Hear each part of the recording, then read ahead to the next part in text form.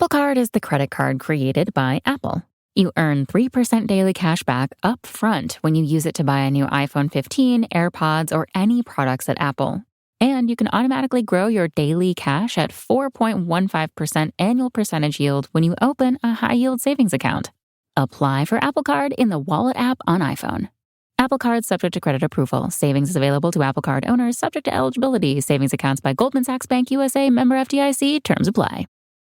This episode is brought to you by Reese's Peanut Butter Cups. Some things are just better together, like party playlists and Friday nights, campfires and ghost stories, peanut butter and chocolate. And Reese's Cups are the perfect combination of creamy peanut butter and delicious milk chocolate. So, when you want something sweet, you can't do better than Reese's Peanut Butter Cups. Buy Reese's today wherever candy is sold. Max, the one to watch for the best in entertainment, now has live sports with the Bleacher Report sports add-on. 5, 4, 3, 2, I let one go. Stream hundreds of select live games from MLB. That's gonna go!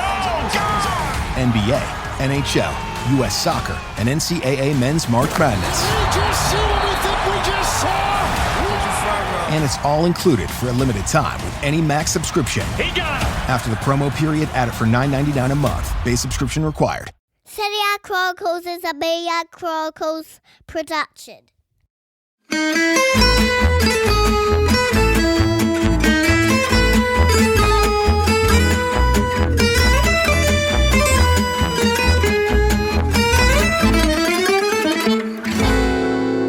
Hi everyone. Before we get started today, I just want to remind you that we've got 14-day free trials available for our Chronicles Tifosi Patreon membership at the moment. So if you're listening to this as a snippet from the podcast and you think, hey, I'm enjoying this content, I'd like to listen to the full episode, you can get that 14-day free trial right now on Patreon. Give us a try, see if you like us, and hopefully you'll hang around and listen to the full thing. You can find that at seriechronicles.com/Patreon. And as I said, you can subscribe to get membership for free for 14 days. I want to say a quick thank you as well to everyone who's given us a rating and review recently on Apple Podcasts, Spotify, Google, Facebook, and YouTube. Our producer, Simon, put out a call to action for our Tifosi, and you've all been incredibly kind with those reviews. So thank you all for doing that and for supporting the show. Producer Simon, by the way, was on the latest episode of the Gentleman Ultra podcast, if you'd like to have a listen to that, and I will be on there very soon as well. Right, that's enough of the pre-show. Let's get into the real show. It's, of course, me, Nicky Bandini. And for the first time in a whole week, I have back with me Mina Rzouki. Mina, how was your holiday? Oh, it was fantastic, Nikki. Other than the fact that I look like I've come back like needing a hospital. You look so tan. I got so burnt. You don't understand. I'm sort of used to like European sun, which is, not that bad. And I went and I put my factor 50. I lay down in the sun and I got burnt within 2 hours, which never happens to me, by the way. Never happens to me because I've got my skin darkens quite well. And Everyone get your tiny violins out for Mina and her malicious suffering. She got burned while someone was bringing her a cocktail on the beach. She got a little bit too hot. It was awful. Yeah, that's so true, by the way. Yeah, get out the mini violins, you stupid cow. I feel like that's what everyone really wants to tell me. I understand. Yeah, it was. I can't explain it to you. When you go on holiday, you're just so excited to all these things, and I've walked out with like 42 bug bites from mosquitoes. Okay, my skin at the back is peeling so heavily. But it was an exceptional time away. I am so sorry that I wasn't here to do the show, although there's a part of me that sort of is happy to have missed all of Italy's games. Goodness say, Mina, did you not interrupt your beach time to check out Italy's 2-0 win over Malta? Can you imagine? Sorry, no. No comment. No comment from Mina. I knew I was supposed to be really into Italian football. But it was just like this feeling where I've just like, yeah. And not only that, I was watching a show. I was listening to one of the podcasts. I don't know whether it was ESPN or somebody else. And they said, yeah, I mean, what do you think Italy will do since they never qualify for a World Cup? And I thought, you know what, let me just take a break from all of this. Like, I don't want to sit here and watch another Italian disaster or whatever it is. So yes, it was nice to have that break. Although I did sort of enjoy hearing everything about Antonio Conte and Spurs. Now, you know me. Anything that's a little bit bitchy and I'm on top of it, you know. And I did sort of want to come out and tweet, you know, like same old Conte, you know. But I left it alone. Ideal holiday, beach, sunbed.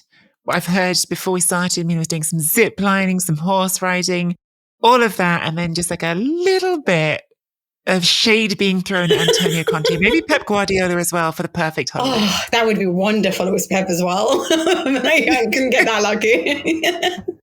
We will get to Conte for sure. We will talk about Antonio Conte. We should start off talking about Italy, Mina, because that has been the main thing. I know you, I certainly don't blame you for not interrupting your beach holiday to watch the games live, but you're all caught up on everything that's happened in qualifying. Unfortunately.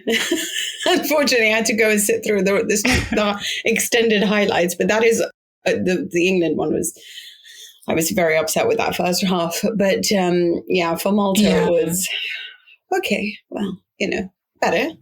I mean, look, just to sort of give my sort of snap thought on it, like I've seen some people going, oh, only 2-0 against Malta. And I mean, like, take that in isolation rather than the big picture, which we're about to get to. But like, I don't care that they only beat Malta 2-0. Italy has never beaten little teams in qualifying convincingly. That's a tale as old as time. Italy in qualifying only beating minnows by a couple of goals doesn't bother me in the slightest. They won the game and it was never really in jeopardy. I know there was that chance after like 4 minutes, which John Nolan had to make a save on, but come on, the game was never an interesting game. And that's fine. That's all it needs to be. They needed to win the game. They lost to England. They need to win the game. Big picture, I think, is what we can focus on. I obviously already did a voice note after the England game. Big picture is 2 games into the group, 3 points. As I said, after the England game, qualifying is a lot less scary than it used to be. Top 2 will go through. Even if Italy do fall out of the top 2, they've got an extra chance to qualify through the playoffs because they got that through Nations League. So I'd like to hope qualifying is going to be all right, but we shall see. The question is whether or not the team is all right. And the England game really threw up a lot more concerns than reassurances, I would say. And the one bright note in the team, probably through these 2 games in qualifying, Retegui, who scored in both games, has been a big source of conversation. Producer Simon, just before we started, was expressing some of his reservations about someone jumping in like that, asking whether or not it shouldn't have gone to Scamacca and wouldn't he have scored those goals anyway. Mina, snap thoughts. Retegui in the Italy team, how do you feel about it in the big picture and after seeing him in these 2 games? I really like Retegui. Full disclosure, I'm not a big fan of any of our strikers, including Scamacca. Like when he was being linked with the Premier League, I was like, yeah, I can't imagine this being a huge success. I really loved that Scamacca and his journey, and I thought he did a terrific job at Sassuolo, but I just don't think he's a player of the highest caliber to represent the national team. That's not for me to say that Retegui is. But I do sort of see the urgency in needing to look elsewhere and needing to try to find solutions when you sort of don't have a really great number 9. And right now you don't have the players of Zaniolo and Chiesa involved with the national team for various different reasons.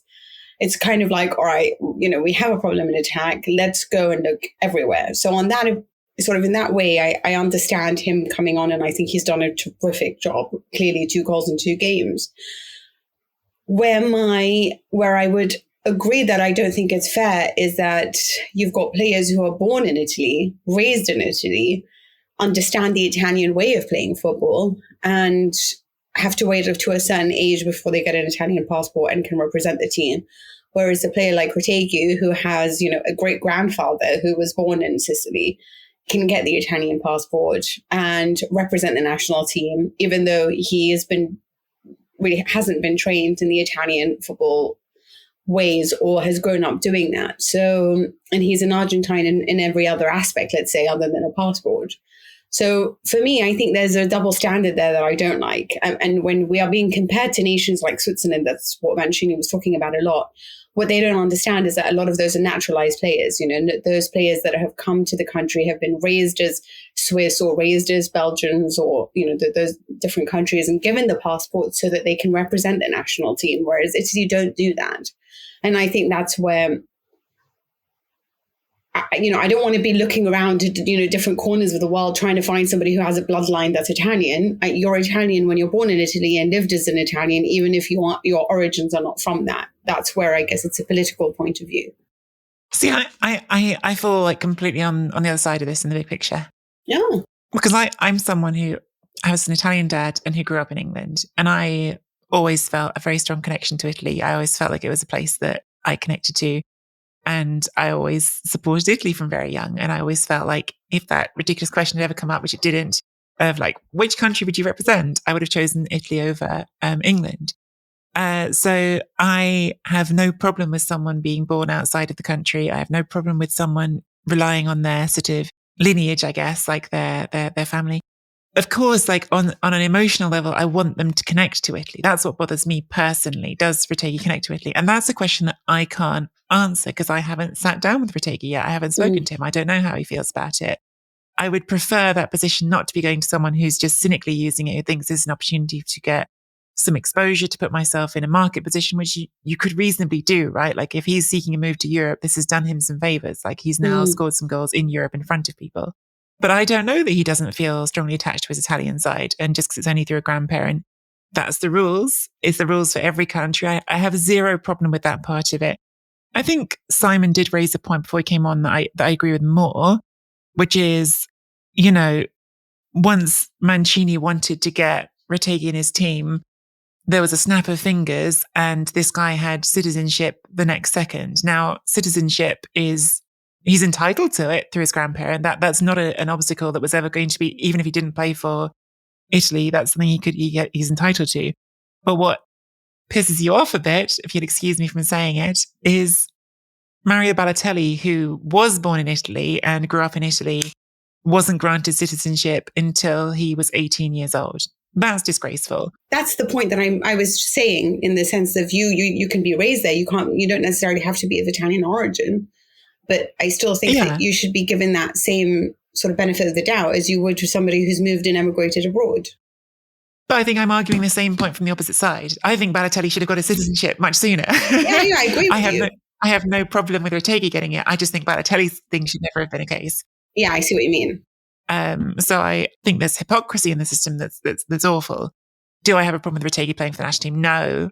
Mauro Camoranesi was an Oriundo. We were used to Oriundi. They're nothing new. And I'm not saying that everyone's story is exactly the same, but that part doesn't bother me. And look, in the footballing sense, I also have no problem with not starting Scamacca. Scamacca's been struggling. I think Mancini has given all of his attackers more than a fair crack of the whip. And in the strictly footballing sense, taking aside another part of it, I think he's entitled to call up any new idea he can think of, because the attack's been, using all the wrong words today, but the attack's been crap, Mina. Yeah, it really has been.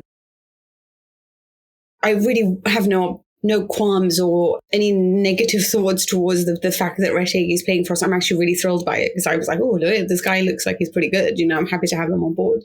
But I'm also somebody who really believes that you need to connect with your country to do well on that in football. And one of the reasons why, I really enjoyed watching countries like Morocco succeed in the World Cup is because you felt like there was a really strong bond with their country, like the representation of their country, their representation of their culture. And that's what I love about Italians. It's like the way they sing the anthem, right? It's like with so much desire and for so much love for their country, like playing for Juventus or playing for the best team in the world, whether it be Milan winning a Champions League or Juventus or Inter or whatever it is. At the end of the day, playing for the national team means 10 times more. And I don't know if that's necessarily the way for teams like, for example, England, where there's always been a lot of question marks with how much they connect with the national team because the Premier League is so good and it's not the end all and be all of life, but I do feel it's the end all and be all of Italian life.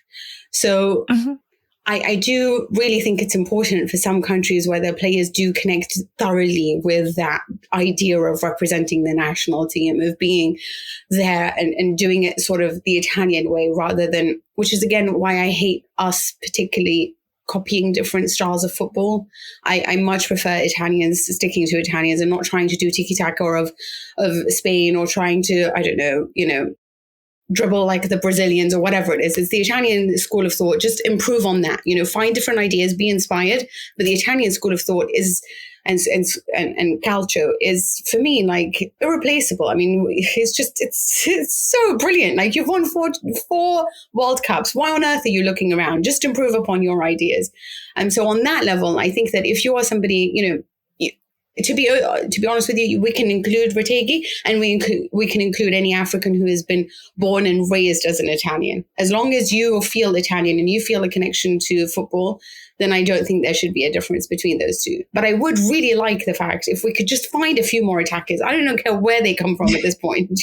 Hand out passports at immigration if we have to. But it is getting really diabolical with how bad this attack is.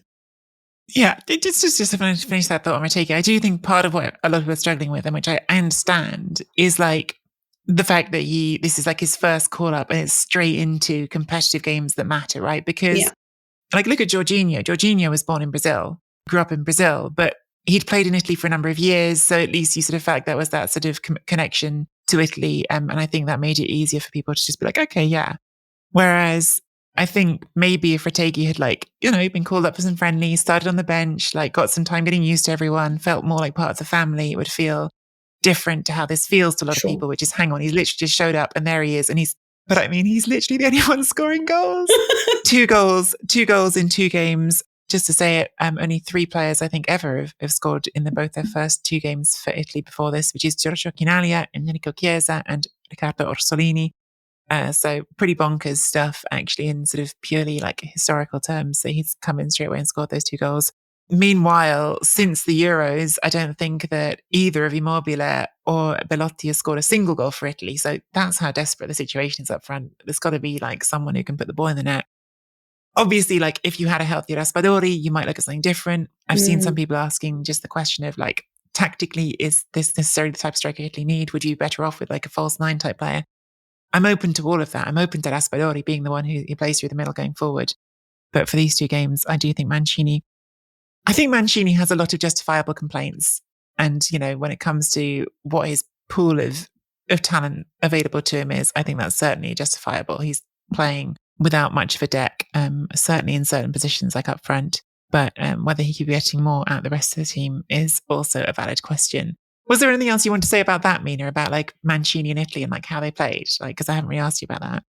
Well, to be honest with you, I'm not that impressed with what Mancini is doing at the moment. Frankly speaking, if you're asking me whether I prefer Retegui or Jorginho in the team, I want Jorginho out.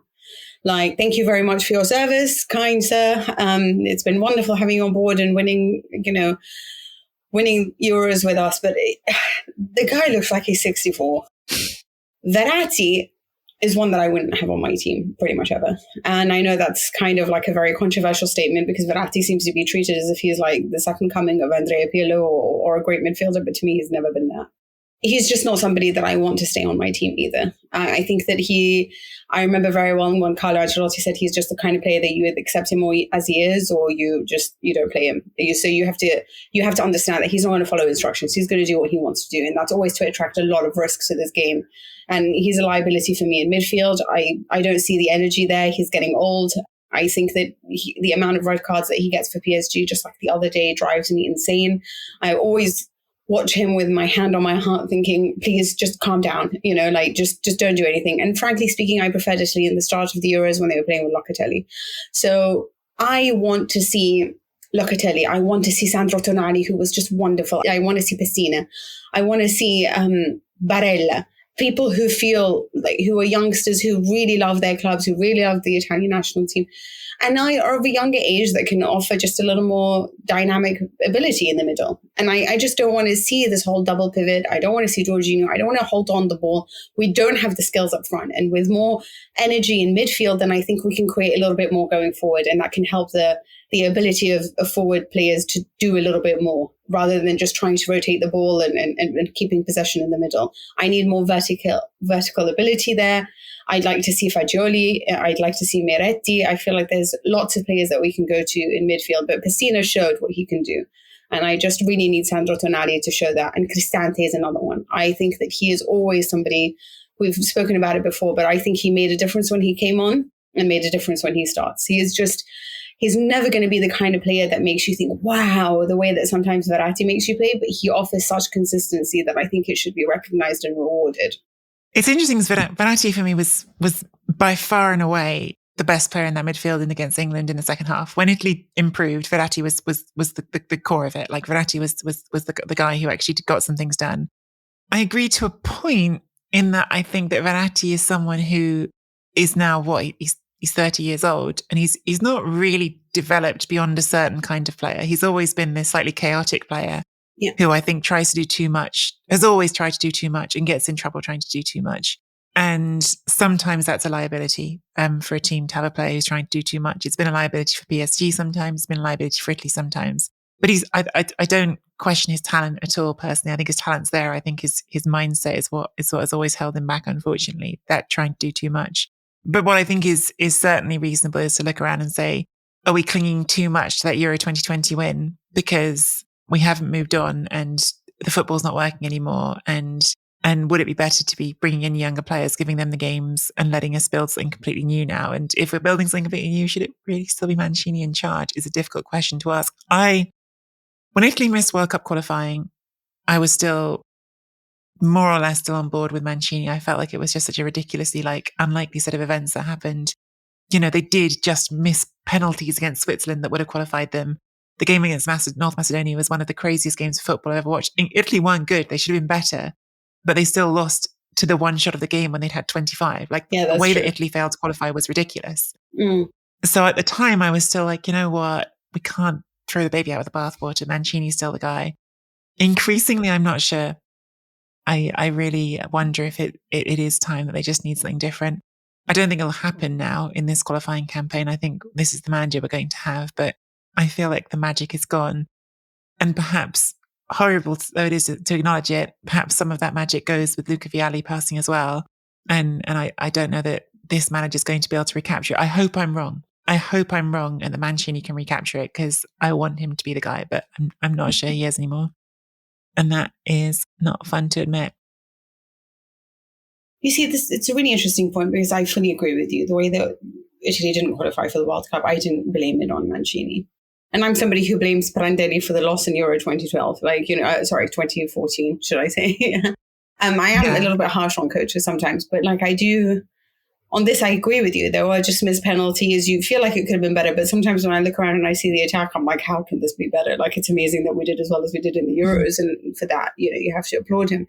There was something about Roberto Mancini when he got the job. There was just a certain happiness and excitement. It was like a huge, turnover from all the depression that we faced before it, Even obviously not qualifying, Ventura being this, despicable coach at the helm, Although there's a part of me that also feels sorry for him. Antonio Conte saying, what do you want me to do with this terrible generation? And you sort of agree with that as well. And Mancini comes in and all of a sudden you felt like you believed in Italy. You felt like the kids were our bright future and there was happiness and everything exuded positivity and possibilities. And now all of a sudden I just kind of feel like he doesn't enjoy his job. He spends more of his time complaining about the way that life is and actually trying to find solutions or seemingly excited again. So again, I feel like there's this distance once again between Italian fans and the national team because there's just this kind of we didn't qualify again. And now we're losing to England, which hasn't happened since the 60s and all of these different problems. Here's the thing. So obviously this week we've seen Julian Nagelsmann shifted out of Bayern Munich, even though there was supposed to be this long-term contract and he was the kid that was supposed to grow with Bayern, but instead he has been thrown away. Why? Because Tuchel was available and they were really scared on losing this opportunity in case Real Madrid were looking for a coach at the end of the summer or whatever it be. And I kind of feel like if Ancelotti is going to go to Brazil, there's a part of me that wants to cry. I cannot imagine having Carlo Ancelotti in charge of Brazil and not be in charge of Italy, and if any way, shape or form, should we ever manage to qualify for the World Cup, coming up against Carlo Ancelotti's Brazil would fill me with so much fear. And I sort of I don't know, if there is a part of me that's if Mancini is going to be depressed, and I don't blame him. I'm not saying to you that, he shouldn't be depressed. I get that he has a lot of complaints about things, but if he's not finding a way through of bringing back that excitement, then maybe he should be able to take over a club and bring in a coach that might be able to do a little bit more. I don't know if the squad is good enough for a Carlo. Certainly, it's not one that has all the magnificence of Brazil, but it is his national team. And if he is going to leave Real Madrid to play, to coach a national team, I really think it should be Italy. I think that's a great point that you made just there, Mina. Like, I think actually, like, you can agree with Mancini, and I do, about the scarcity of talent. Yeah. But I think that part of the national team manager's job, and the thing that Mancini did so well, is to tell the story that we can win anyway and make everyone believe it. Like, you have to make everyone believe it. And I think right now he's not telling that story to us or to his players. And what was different in the Euros was they told the story together and they believed it. They believed that they could win, and they did. And I think as long as this team doesn't believe it can win, it's not a good enough team to win despite that. So you need that optimism from somewhere. Speaking of managers who are available, by the way, I would of course love Carlo to have a stint at some point in charge of the national team. But speaking of managers who are suddenly available, Mina, no, maybe this is the moment. Maybe this is the moment for Italy to turn back to Antonio Conte. What do you think? Even producer Simon is like is doing the slicing the neck action. No. Can you imagine? You sit there being like, can't we just buy players and give them passports? Yeah. Listen, it's not like he did a bad job for Italy by any stretch of the imagination. He did a pretty good job actually with Italy, probably better than I expected, certainly. Although he had us believing in Eder and Graziano Pele as a centre forward partnership. Like, come on, that was a special era. I just don't think his brand of football will ever succeed in these types of, like, as in short recoveries. It's too exhaustive. I still think he's one dimensional. I know that we greatly disagree on that. And I certainly don't want it to be De Zerbi. So I'm fearful of that more than anything. Like, I'd rather have Conte than De Zerbi if those are the two options. Wow. I want Ancelotti. And if it's not Ancelotti, then, I don't know, Allegri or Pioli would be fine with me. We did a little, I did it quite on my Twitter. We've done a call out in general for questions for this podcast. I got one on Twitter, Mina, from Anthony Kennedy, asking, where does Conte go from here? I think it's an interesting question. Probably should give our takes on Conte more generally, but Antonio Conte, obviously, in case anyone's living under a rock, has left Tottenham by mutual consent. This is how Antonio Conte leaves clubs, which is in a blaze of kick off fire. Everyone and everything. Yeah, like set everything on fire, and then, but never quit, because if you quit, you don't get your severance. So that's why it's always mutual consent. And so where does Antonio Conte go from here, Mina? Hey gang, just wanted to let you know that you can now get a free 14-day trial of our Chronicles Tifosi Patreon membership.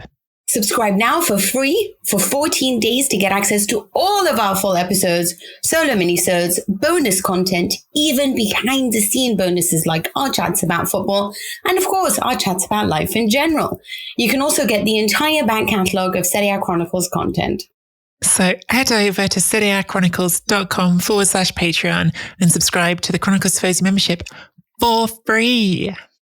Sports Social Podcast Network. Okay, round two. Name something that's not boring. A laundry? Ooh, a book club. Computer solitaire, huh?